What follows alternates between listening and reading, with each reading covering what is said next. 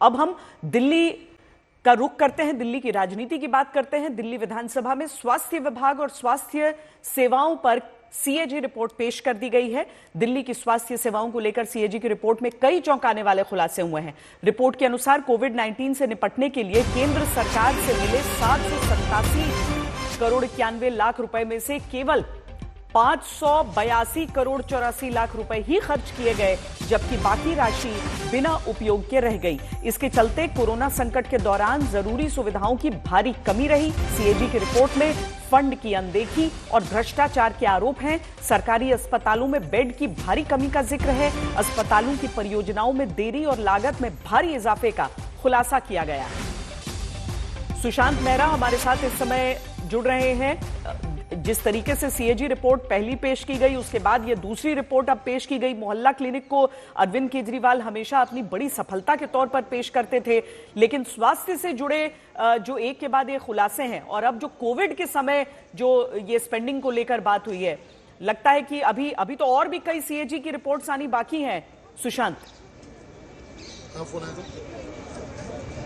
देखिए श्वेता जी, अभी फिलहाल 2 रिपोर्ट्स आई है, पहली लीकर की और दूसरा स्वास्थ्य विभाग की ये जो रिपोर्ट है वो आज पेश की गई है।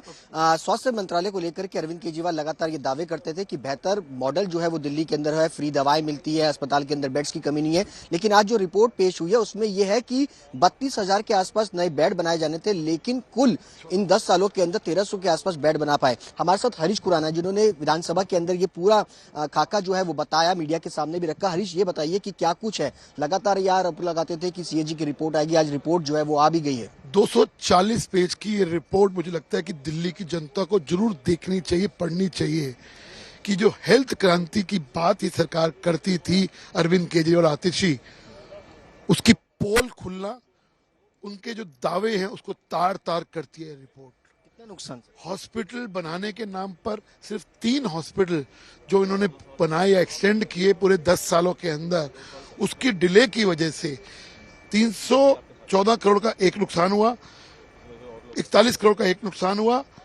26 करोड़ का एक नुकसान हुआ, 382 करोड़ रुपए का नुकसान नहीं कहूंगा इसको भ्रष्टाचार कहूंगा, जो आपने हॉस्पिटल बनाने के नाम पे अपनी जेब में डाला। इसके अलावा जो आप कोविड की बात कर रहे हो, मुझे जान के ये रिपोर्ट जान के हैरानी हुई और दुख हुआ कि किस प्रकार से दिल्ली की ये सरकार जो थी वो लोगों की जान से खिलवाड़ कर रही थी।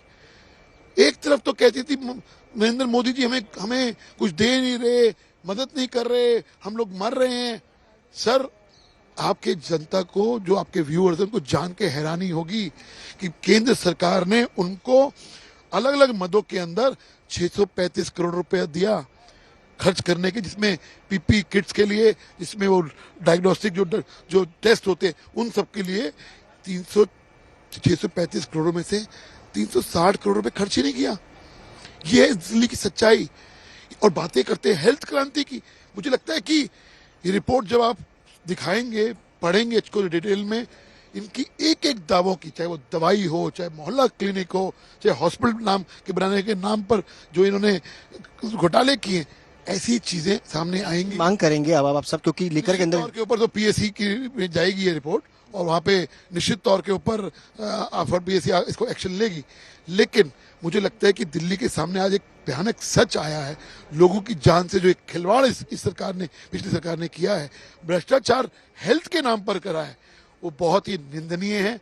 और ये दिखाता है कि ये सरकार सिर्फ और सिर्फ उनको हरे हरे नोट नजर आ रहे थे और कुछ नहीं। शुक्रिया सुशांत। हालांकि आम आदमी पार्टी अब भी ये दावा कर रही है कि ये जो सारी चीजें हैं वो राजनीति से प्रेरित हैं और अभी तो कई रिपोर्ट्स और सामने आएंगी, लेकिन ये गंभीर फाइंडिंग्स सीएजी रिपोर्ट में जिसे दिल्ली विधानसभा में पेश किया गया।